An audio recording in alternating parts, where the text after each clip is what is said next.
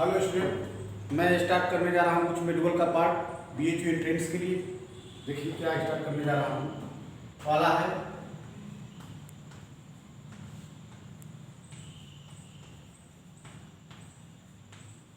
अरब आक्रमण। जो अरब आक्रमणकारी फर्स्ट व्यक्ति था वो 712 एडी यानी ईस्वी में मोहम्मद बिन कासिम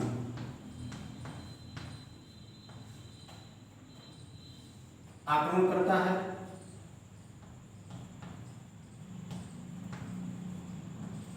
कहाँ? सिंध प्रांत पे।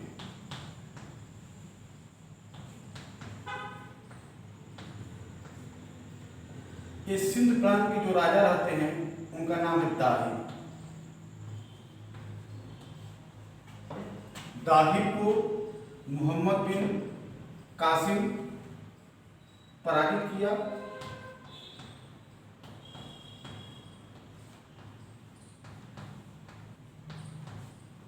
और सिंध प्रांत पे पहली बार जजिया कर लगाया।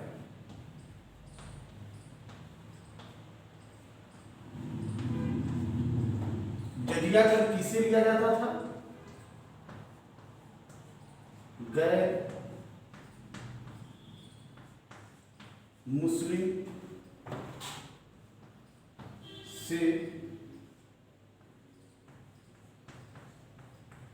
व्यक्तिगत करता है।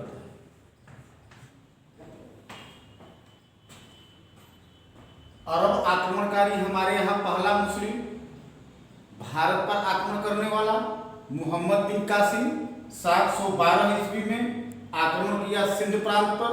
सिंध प्रांत का राजा दाहिर था, पराजित हुआ दाहिर और सिंध प्रांत पर पहली बार मोहम्मद बिन कासिम ने जजिया टैक्स लगाया। जजिया टैक्स को हम लोग यहीं पर समाप्त कर लेते हैं। क्यों भाई?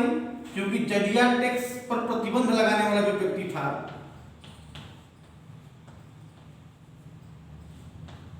वो अकबर था। अकबर लगाया था 1564 में प्रतिबंध किया था। इसी प्रतिबंध को समाप्त कर दिया कौन भाई? तो औरंगजेब।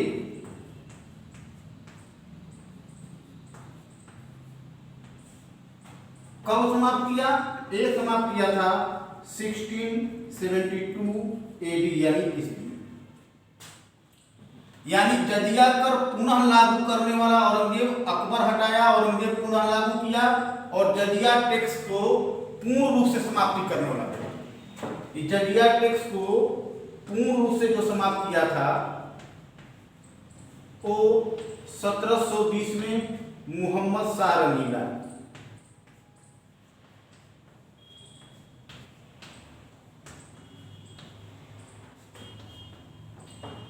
जजिया टैक्स को पूर्ण रूप से समाप्त करने वाला मोहम्मद शाह रंगीला।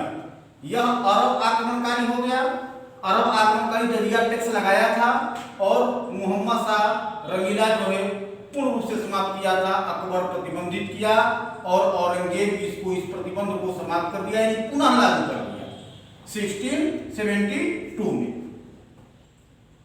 आगे बढ़ते हैं, देखते हैं क्या? तो देखते हैं भाई फर्स्ट तुर्क आक्रमण। जो प्रथम तुर्क था आक्रमण करने वाला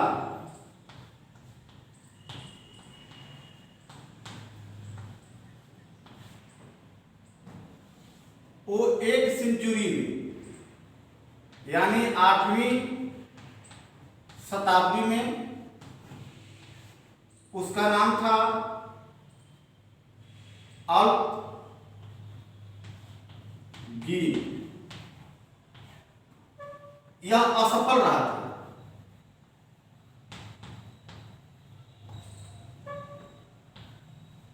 एक व्यक्ति असफल रहा। दूसरा देखते हैं, सेकेंड जो था सुबुक्तगिन था। ये 9वीं सेंचुरी यानी 9वीं शताब्दी में।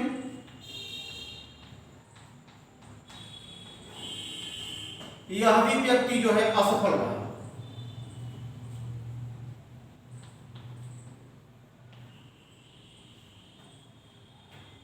अब आएंगे, आगे बढ़ेंगे, देखेंगे क्या।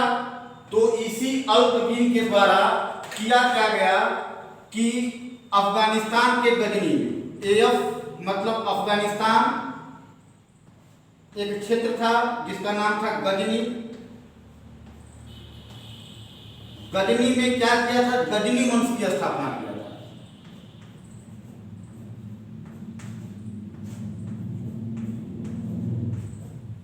गजनी वंश की स्थापना किया और स्थापना करके अपने पुत्र महमूद गजनवी को गजनी का किंग बनाया। अब महमूद गजनवी एक ऐसा शासक था जो सुल्तान की पहली बार उपाधि धारण किया था खलीफा से। खलीफा से पहली बार तो फर्स्ट टाइम किसका भाई, तो सुल्तान की उपाधि धारण करने वाला महमूद गजनवी सुबुक्तुद्दीन का पुत्र था। इसको स्क्रीनशॉट ले लीजिए, इसी तरह से लिख लीजिएगा और क्वेश्चन याद करना है। हिस्ट्री एंट्रेंस के लिए इतिहास बनाकर मत पढ़िए, आपको जनरल स्टडी या जनरल नॉलेज के तरीके से पढ़ना है। सुबुक्तुद्दीन सेकेंड आक्रमणकारी तुर्क और अल्पगीन फर्स्ट आक्रमणकारी तुर्क दोनों लोग असफल रहे थे। अब आता है सुबुक्तुद्दीन का पुत्र जिसको कहा जाता है महमूद गजनवी।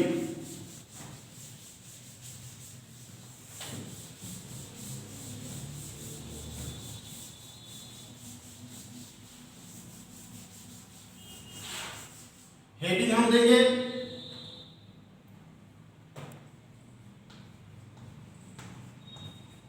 महमूद गजनवी। महमूद गजनवी क्या करता है कि ये जो है अपने यहां गद्दी पर बैठता है 997 AD मतलब ईस्वी में।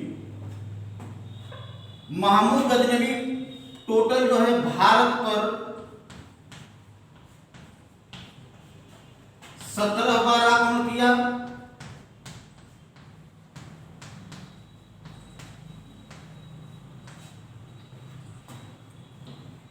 इसका पहला आक्रमण 1001 में मुल्तान में किया था।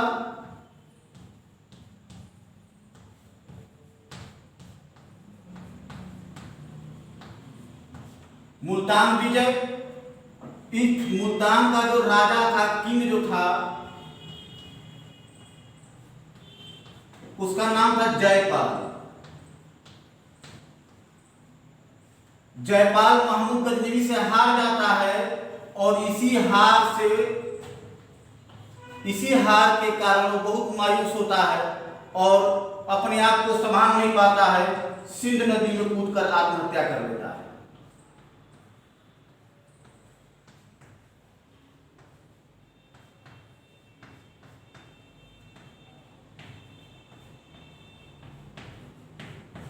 सिंध नदी में कूदकर जयपाल आत्महत्या कर लेता है।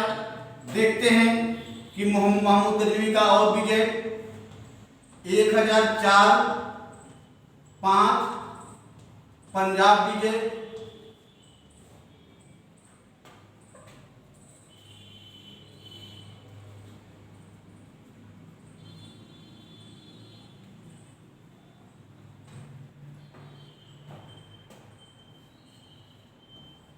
एक 1006 थानेश्वर विजय,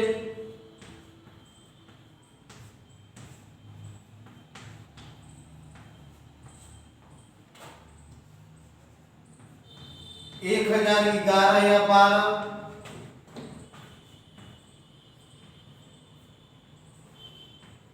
रणथंभौर विजय,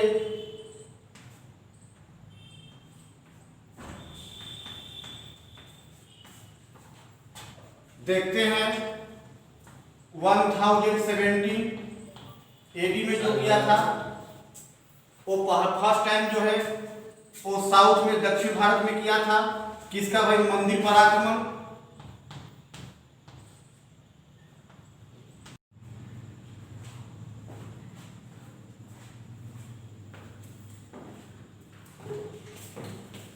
मैं स्टार्ट करने जा रहा हूँ। इसी पार्ट का जो है छोटा सा वीडियो 10 मिनट 7 सेकंड का बना हुआ है, वहीं से मैं स्टार्ट करूंगा।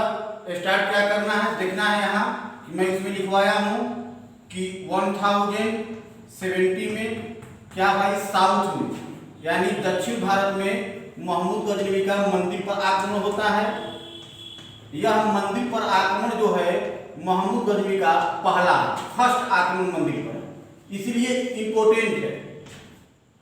अब चले जाएंगे उसकी सबसे इंपोर्टेंट आक्रमण पर, तो वो 1025 में करता है, सोमनाथ मंदिर पर करता है। और सोमनाथ मंदिर पर जब आक्रमण करता है, यहाँ उसने 50,000 हिंदुओं का कत्ल किया था। सोमनाथ मंदिर पर आक्रमण करके 50,000 हिंदुओं का कत्ल, 50,000 हिंदुओं का हत्या किया।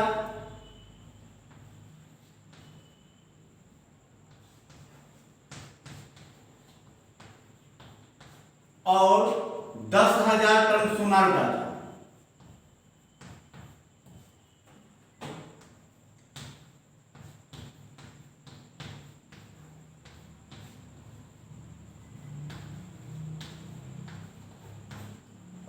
क्या भाई, तो महमूद गजनवी का जो अंतिम आक्रमण था 1027 में, वो जाटों के साथ था, अंतिम युद्ध।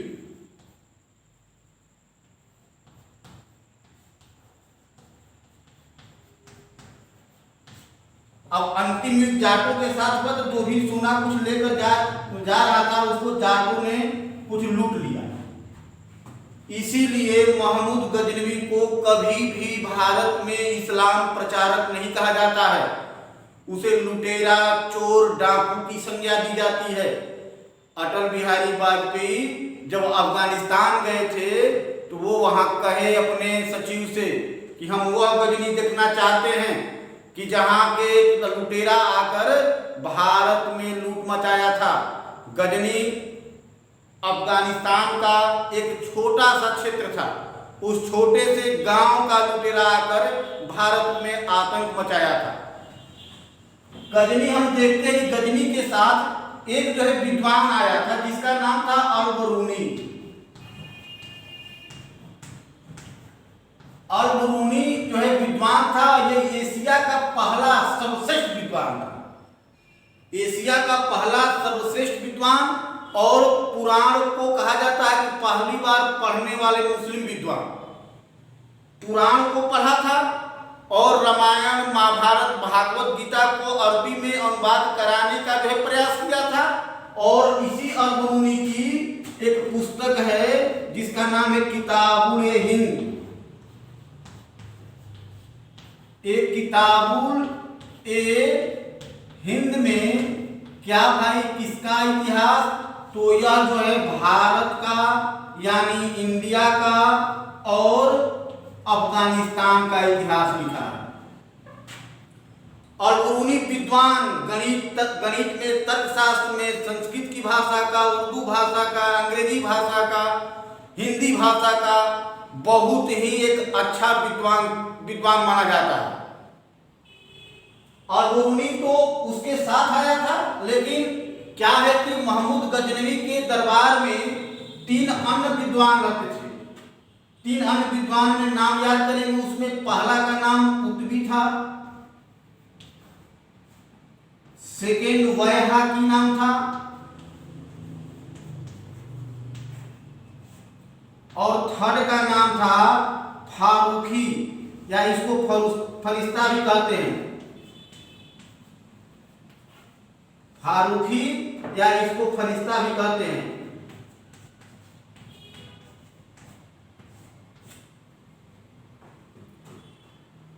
महमूद गजनवी समाप्त हो गया।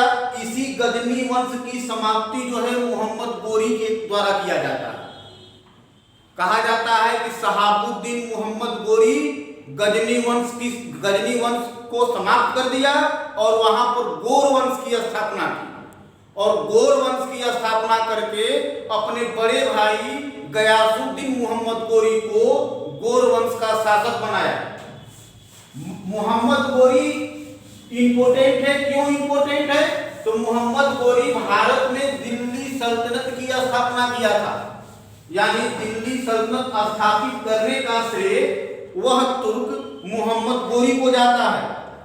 मोहम्मद गोरी देखते हैं,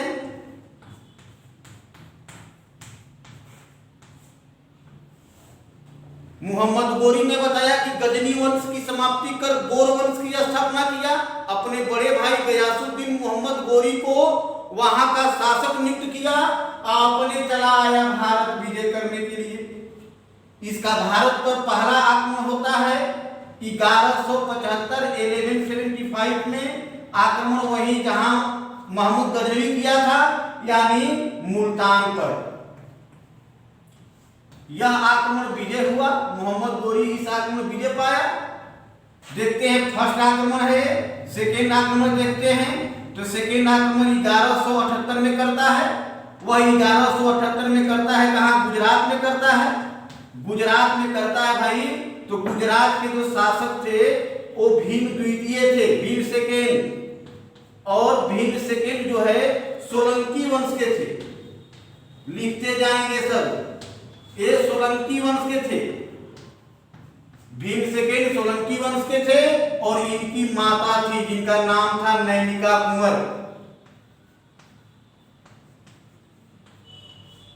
इनकी माता का नाम था नैनिका कुंवर, विधवा थी। विधवा मां नैनिका कुंवर और भीम द्वितीय ने मिलकर मोहम्मद गोरी को माउंट आबू की चोटी पर,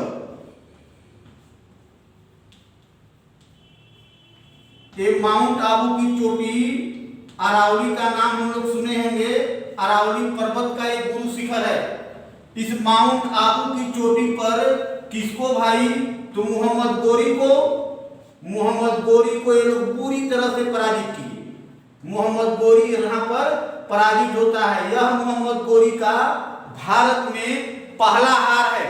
यह भी सेंटेंस याद रखना है कि मोहम्मद गोरी का भारत में पहला हार है मोहम्मद गोरी। और क्या? तो मोहम्मद गोरी पंजाब को जीतता है।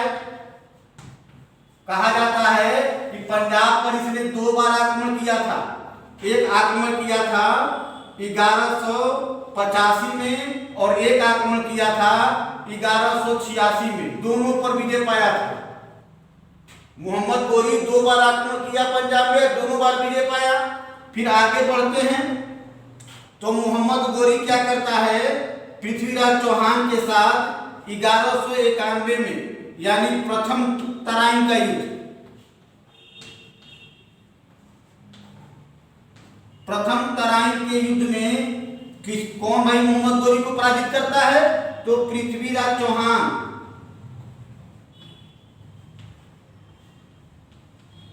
पृथ्वीराज चौहान जो है मोहम्मद गोरी को पराजित कर देते हैं। गलती उनसे यही होती है कि पराजित करके उसको छोड़ देते हैं, उसको मारते नहीं हैं।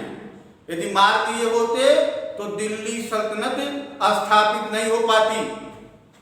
पृथ्वीराज चौहान प्रथम तराइन के युद्ध में विजय पाए और तराइन का जब सेकेंड वार होता है यानी 1192 में, यहाँ जो है पृथ्वीराज चौहान पराजित हो जाते हैं। यहाँ पृथ्वीराज चौहान पराजित हो जाते हैं। तराइन का फर्स्ट युद्ध और तराइन का सेकेंड युद्ध।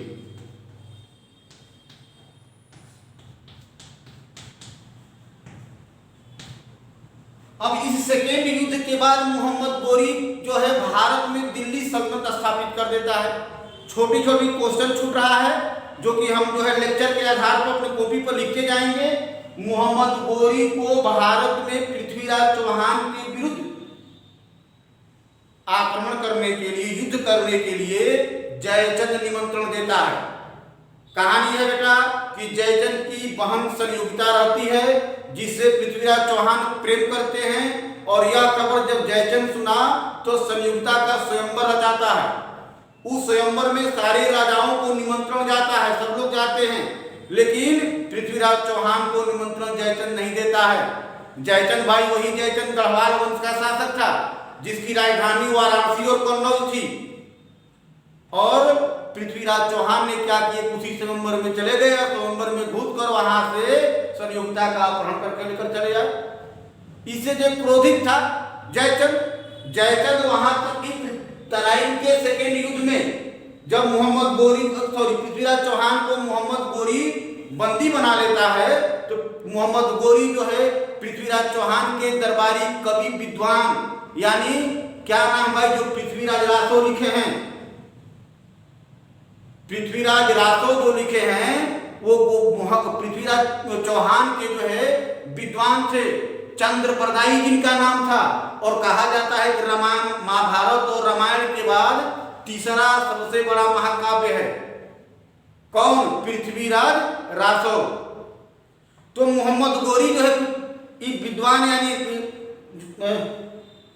पृथ्वीराज चौहान के विद्वान से कहता है कि भाई बताइए, हम तो सुने हैं कि आपके जो राजा हैं वो शब्दवेदी बाण जानते हैं। तो चंद्रबरदाई ने कहा कि ऐसा है कि राजा के हाथ में बाण धनुष दे दो, वो तो शब्दवेदी बाण जानते नहीं है। शब्दवेदी बाण जानते हैं पृथ्वीराज चौहान को उनके दरबारी विद्वान बताए, कहे कि 4 बांस 24 गज अंगुल अष्ट प्रमाण, अताऊ पर सुल्तान है मत चूको चौहान।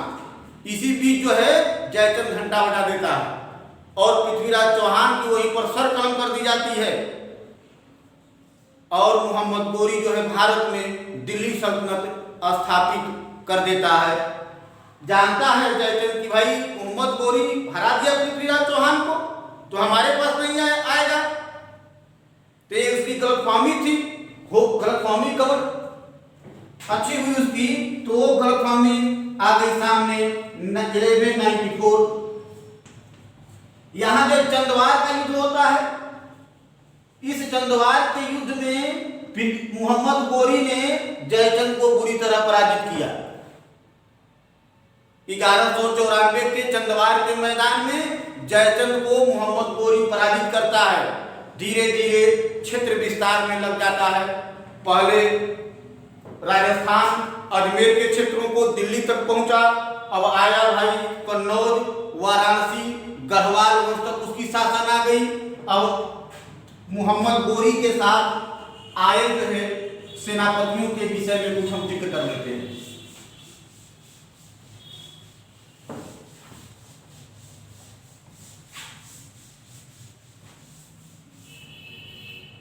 मोहम्मद गोरी के साथ 4 सेनापति उसके साथ आए थे।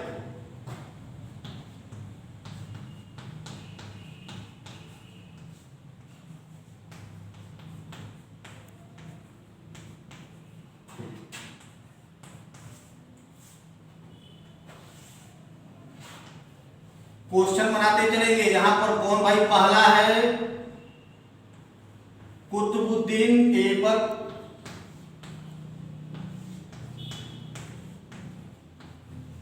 सबसे विश्वसनीय और मोहम्मद गोरी का सबसे तेज सेनापति के रूप में जाना जाता था। पहले अशोकपालक के रूप में इसको रखा और इसके बाद इसको सेनापति बनाया।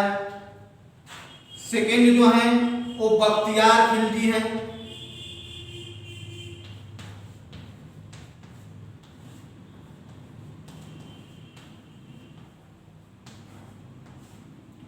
बख्तियार खिलजी का कुछ कार्य हम देख लेते हैं। तो बख्तियार खिलजी 1196 में क्या भाई, तो इन्होंने बंगाल और बिहार पर आक्रमण किया।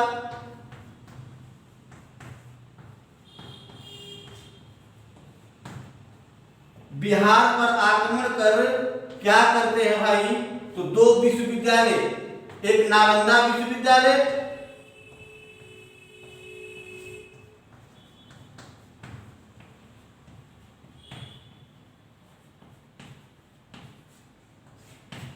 और दूसरा जो है विक्रमशिला विश्वविद्यालय।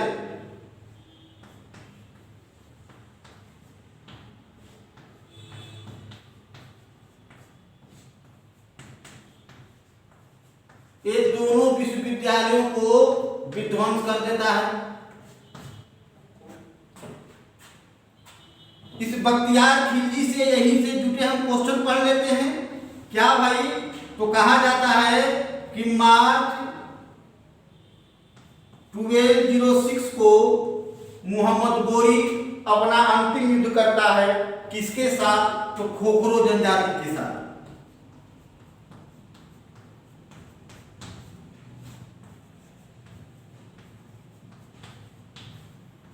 खोखरो जनजाति के साथ युद्ध होता है मार्च 1206 में, और इसमें क्या होता है? बख्तियार खिलजी मारा जाता है।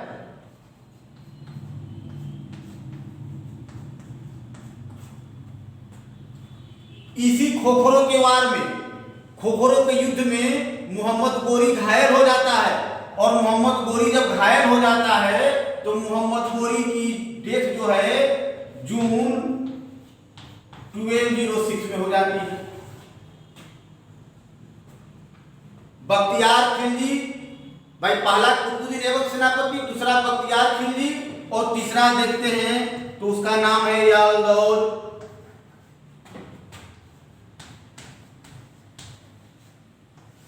और चौथे का नाम है कुबाचा। कुतुबुद्दीन ऐबक को ये भारत का शासक बनता है। यलदौद जो है मुल्तान का, और कुबाचा को लाहौर का, सिंध प्रांत का।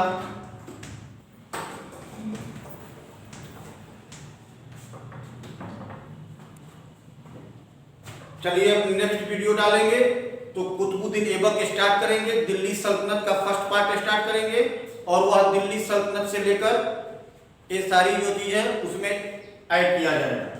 दिल्ली सल्तनत का एक डायग्राम बना लेंगे हम कि कौन कौन से शासक कैसे कैसे अपना जो शासन किए हैं। तो एक हम दिल्ली सल्तनत का जो डायग्राम आपको बना देते हैं, उस डायग्राम को आप लोग नोट कर लीजिएगा, और उसी के अनुसार आप लोगों को मैं पढ़ाऊंगा।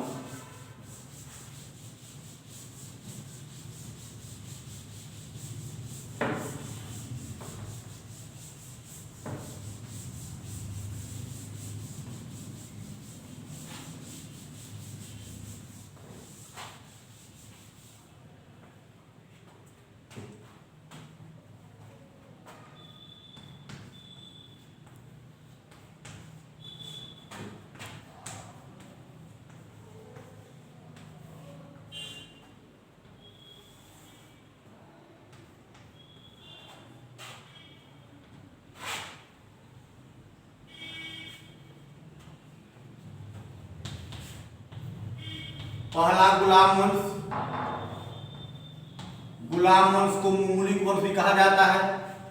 गुलाम वंश का शासन जो चलता है वो 1206 टू 1290 तक। सेकेंड जो होता है खिलजी वंश होता है।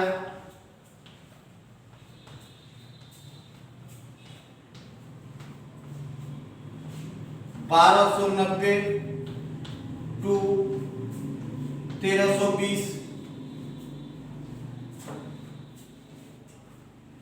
तीसरा जो होता है तुगलक वंश होता है।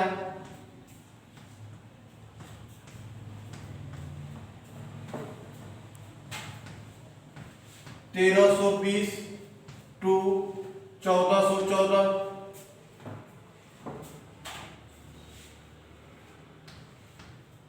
सैयद वंश होता है।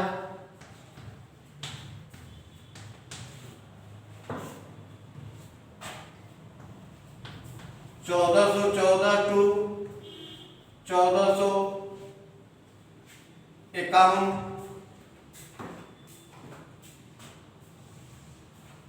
अंतिम सल्तनत का होता है लोधी वंश।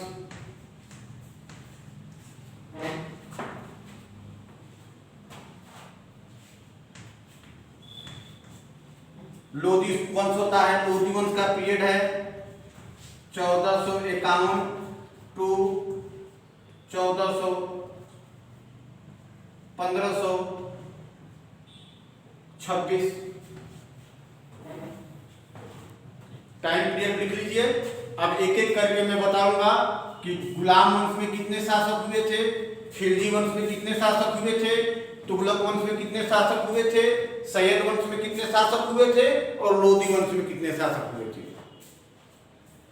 छोटी चीजें समझ लीजिएगा, गुलाम वंश,